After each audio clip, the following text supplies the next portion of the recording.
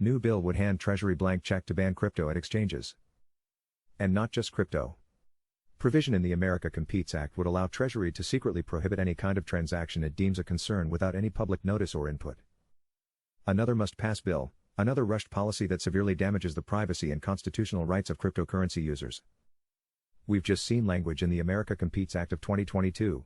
See page 1482A bill ostensibly about economic competitiveness with China, that would strip all administrative procedures and safeguards from the imposition of so-called special measures prohibitions in the Bank Secrecy Act while simultaneously expanding authority for such prohibitions to cryptocurrency activities. In brief, it would hand the Treasury Secretary unchecked discretion to forbid financial institutions, including cryptocurrency exchanges, from offering their customers access to cryptocurrency networks. The Secretary may not use this discretion immediately, but it is not power the department should have.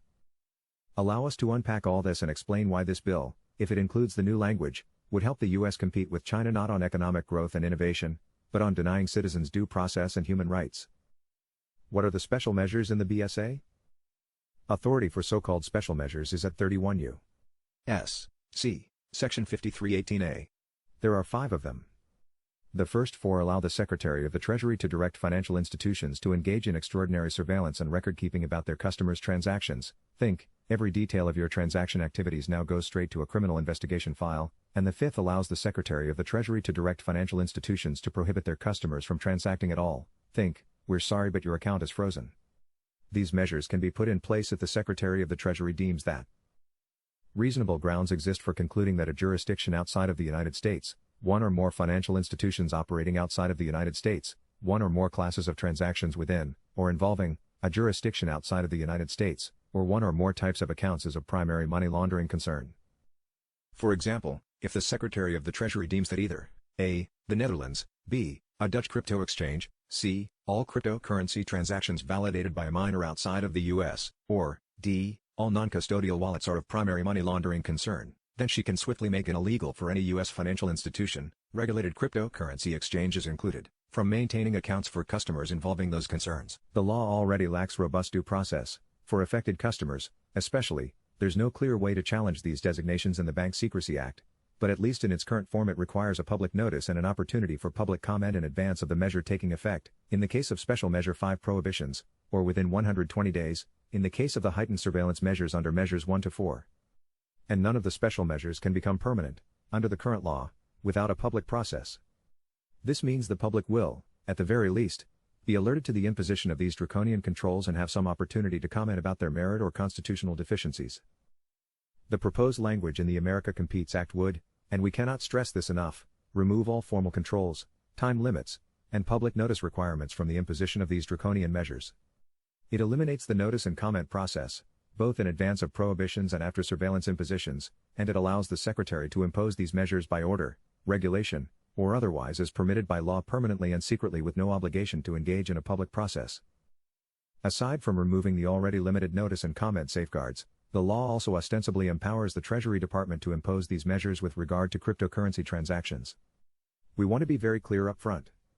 The special measures as they presently exist can already be interpreted as applying to cryptocurrency accounts at financial institutions. There is absolutely no need to increase the scope of the Treasury's authority here.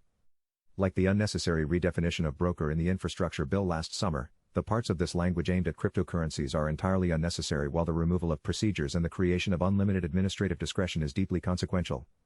In other words, it is an attempt, deliberate or not, to use the moral panic surrounding criminal usage of cryptocurrencies, as evidenced by the provision's findings, to strip our surveillance laws of all public processes. Even if you don't particularly care about cryptocurrencies, this encroachment on basic privacy rights must be opposed. That's the gist of it. Continue reading for the details.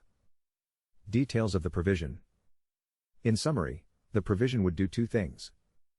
Remove all public notice and administrative process and duration limitations on the Secretary's existing power to surveil, condition, or prohibit customer activities at domestic financial institutions associated with primary money laundering concerns, sometimes referred to as special measures and found at 31 U.S. C. Section 5318A. Expand the list of special measures the Secretary can take to include prohibiting or conditioning any transaction deemed a transmittal of funds.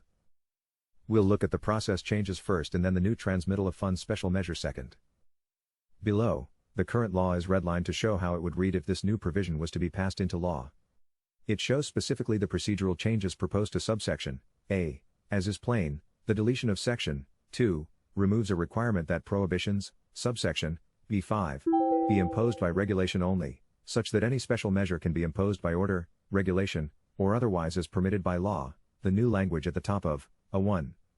Otherwise permitted by law is a regrettably common catch-all in legislation, which basically means if the department's lawyers can find a credible authority anywhere on the books to do something, then they can do it. Rather than have a specific process for imposing these harsh and constitutionally suspect controls, says the proposed law, any process will do. It's a legal kludge. The deletion of section 3 removes the 120-day duration limitation for special measures imposed without regulation, which can now be any/all of them. Together, these changes mean that the Secretary would be able to A. Impose measures against financial institutions through any process. Even a phone call from a deputized prosecutor would likely suffice given these non-existent procedural safeguards. 2. B. Avoid any public notice and comment process to alert the public to measures and solicit feedback. And C. Make these measures apply into perpetuity even if they haven't been made through regulation. In addition to gutting all administrative processes for the imposition of special measures, the America Competes Act would also add a new species of special measure, prohibitions or conditions on certain transmittals of funds. The Secretary already has the ability to prohibit financial institutions from maintaining accounts, and logically cryptocurrency accounts, for customers under Special Measures 5, but this sixth new type of special measure goes much further. It would effectively give the Secretary the unchecked authority to define anything as a transmittal of funds. There's no limit in the text of the law for how Congress thinks this term should be defined. The Secretary has carte blanche. Once something is so defined as a transmittal of funds, the Secretary can prohibit a domestic financial institution from engaging in that transmittal of funds if she finds a jurisdiction outside of the United States, or more financial institutions operating outside of the United States, one or more types of accounts within, or involving, a jurisdiction outside of the United States, or one or more classes of transactions within, or involving, a jurisdiction outside of the United States to be of primary money laundering concern. That language is unwieldy but plainly allows the Secretary to forbid domestic financial institutions from doing anything, so defined by the Secretary as a transmittal of funds if the Secretary finds that thing to be a primary money laundering concern that is ostensibly related to a transaction, account, person, or institution in a foreign jurisdiction. To the extent that this provision could be aimed at allowing the Secretary to prohibit certain, or indeed all, cryptocurrency transactions at domestic financial institutions as the provision's findings suggest, we note that all cryptocurrencies are inherently global in scope and therefore any cryptocurrency transaction could credibly be related to a foreign jurisdiction. The block that it appears in may be mined anywhere in the world, copies of the transaction messages are broadcast all over the world, etc. In short, the language facially empowers the Secretary to prohibit any, or indeed all, cryptocurrency transactions at financial intermediaries without any process, rulemaking, or limitation on the duration of the prohibition. This amendment offers the Secretary an entirely unchecked power to secretly ban or condition any transaction at any domestic financial institution. It is a dangerously authoritarian approach to solving money laundering concerns. Additionally, the delegated power to the Secretary to arbitrarily define and redefine the term transmittal of funds is an offense to our separation of powers and the rule of law.